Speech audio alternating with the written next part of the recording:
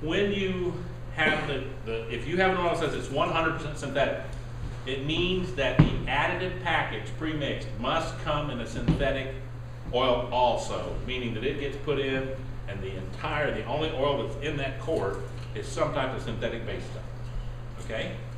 Now, full synthetic means that you started with a full synthetic base stock, but however many additives you had to put in here, some of them may not have come pre-mixed in synthetic. So maybe you've got 95% in that particular oil that's synthetic and 5% petroleum carrier oil. That's a full synthetic. Now, a synthetic blend is the biggest consumer fraud that exists, because all it means to be a synthetic blend is that it has some synthetic in it. See, everybody thinks, oh, it's 50-50. Most of them might have 15%. What is AMSOIL's diesel?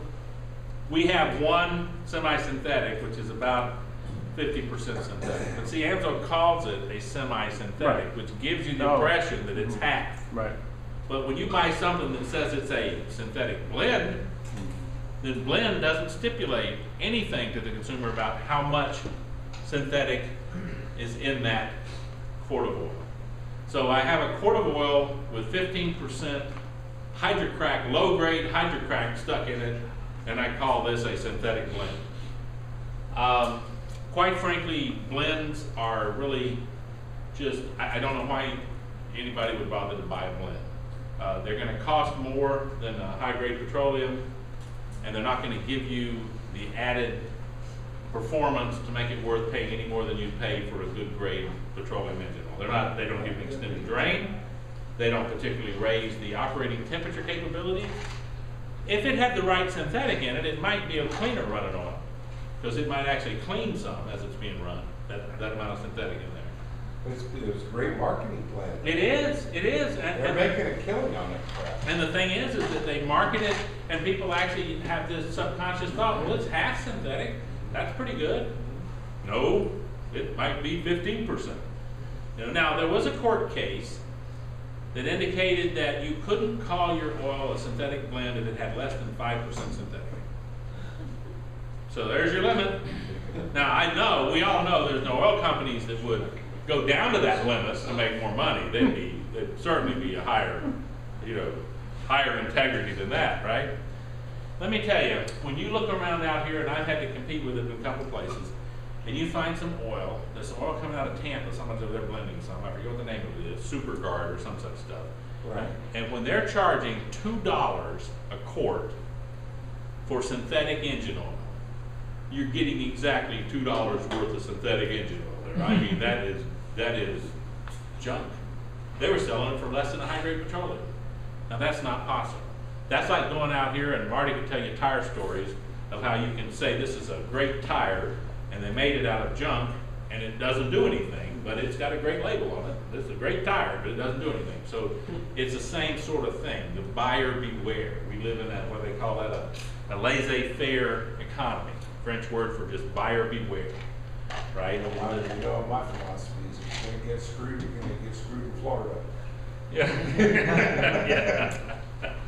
All right, now, so if you're dealing with synthetics, because you're going to be asked this question, not all of the AMSOIL products say 100% synthetic on the label. So somebody says, well, what? This is not really a full synthetic? What is this? You need to be able to explain. Motorcycle oil doesn't say 100% synthetic on the label. And I was asked this question, and what I tell people is straightforward. There are some additives that are put in that oil that come pre-mixed in petroleum. So that oil is 95%, PAO ester-based synthetic oil. On the other hand, some of these additives that are made out there, they're not offered in anything but a petroleum base stock. So what you do is you buy it and you put it in and you realize that it's not going to make much difference. It's not going to make much difference at all, because if you ran that oil for, say, 25,000 miles, if a Signature Series is 100%, but let's say you ran it out there and it wasn't, it had 2% petroleum in it, the petroleum would probably vaporize out and be gone before you finished the 25,000 miles, because it would be the weakest one of the vaporizing agents in the oils and probably disappear. Don't worry about it. But you need to know that explanation. You need to tell somebody why it doesn't say 100%. But when you look on our label, it says 100% on the Signature Series oils. I think it also says it on the 1040 and the 2050. ARO and the AMO, I have to look. But let me tell you where that's most important. Transmission fluid. Now we just talked about how some of these hydrocracked oils perform so very well. And they do in motor oil applications. Unfortunately, in transmissions, you have a very lightweight oil, right? It's down there around really under a 20-weight oil. If you had to look at the measurements, it might be a 10W oil, okay? That's about where it ranges. It's around 7 on the viscosity scale. It's a real lightweight stuff. And I told you before that hydrocracked oils do really good on pumpability, but they don't do as well on high temperature as the PAO or ester. So I get it in a transmission, and the reason I'm running synthetic in the doggone transmission is because it always runs hot, and I'm under a heavy load towing stuff, so I put my synthetic in there, right? I put this hydrocracked synthetic in, because I don't know the difference. I just buy, what's that company over there? Amelie or somebody has a hydrocracked synthetic transmission. So I buy it because it was cheap, put it in there, looks good, all right? Works pretty good, runs real well. Problem is, that oil can't take the temperature, and what it does under high temperature is it will react with oxygen. It liberates those little hydrogen guys, and they're gone. And I have a polarity site here, and the oxygen says, thank you very much, I'll join the team, comes in. That makes varnish in a transmission. Okay, now, they jack that oil, that transmission fluid, full of antioxidants, a chemical agent to prevent oxidation. And it works, it works. Goes, if you follow the chart of it, it's just going along here doing well, and when the antioxidants run out, what are we going to call this graph? When the antioxidants run out, it goes, falls off the table. It doesn't gradually decrease and go bad, it just dies within a short period of time because the antioxidants are the only thing keeping it from oxidizing, because it has already lost all its little hydrogen that was put in there to depolarize it. That stuff's already gone out due to the high temperature, and the antioxidant chemical has stuck itself in there trying to hold it. But as that stuff gets used up, it holds it, it holds it, it holds it, and then it dies in a cascade. Transmission fluid goes bad quickly. Now, regular transmission fluid, petroleum, it oxidizes like this. So you get this nice gradual change. So you can say, okay, yeah, transmission's shifting a little funny.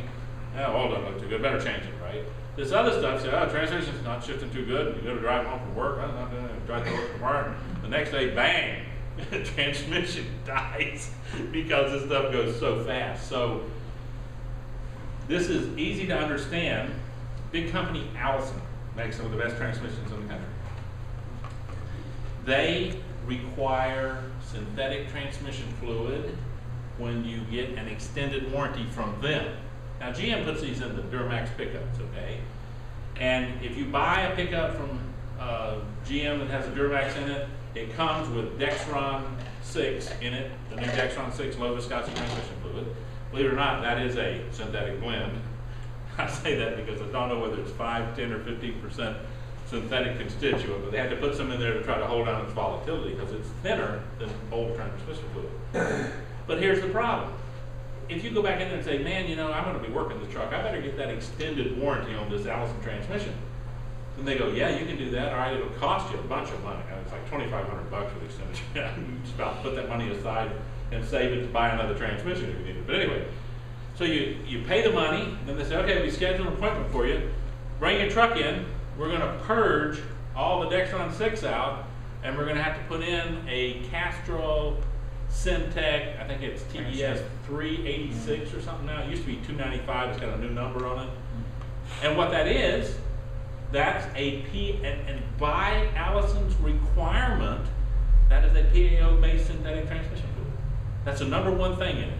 You cannot use a hydrocrack in place of that. That's what that TES is all about, technical engineering spec, TES. It is a synthetic based on a PAO base stock, because they know Allison knows the difference between these synthetic base stocks, and what will happen is if you run that transmission out there and their money's on the line for a warranty. So they purge it out, they put in this Castrol product, and you're good to go. Now, our torque drive is our direct replica of the Castrol Syntec product for that application. There's a whole brochure, so we can sell a transmission. But by the way, they just put that spec on the original ATF. The ATF now, the multi-vehicle transmission fluid, has the TES 386 or whatever it is on that transmission fluid now. There's a reason. When they went to the low viscosity transmission fluid, they were able to raise the original transmission fluid back up to about 7.5 on the viscosity scale, which is only 1/10 of a point different than the torque drive. When they were trying to use that multi-vehicle transmission fluid to meet some other lower viscosity, it was down around 7. And 7 would not satisfy that TES spec, so only the torque drive would satisfy it. When they broke out the transmission fluids and made a low viscosity transmission fluid, they raised the original multi-vehicle ATF up in viscosity. It now meets the same spec as the TES spec for those Allison transmissions. But if you're ever asked about transmission fluid, please remember, all you have to tell people is, well, the guys that make the most heavy-duty transmissions in the country, Allison Transmissions, if you want an extended warranty with that company, you have to run 100% synthetic transmission fluid in your transmission.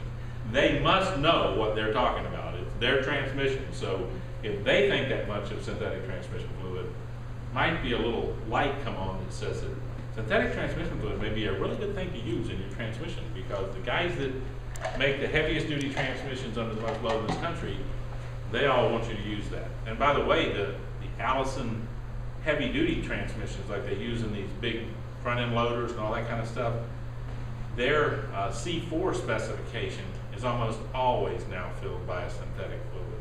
The petroleum stuff just can't handle the heat and load they're under. It just beats it up. I ain't kidding.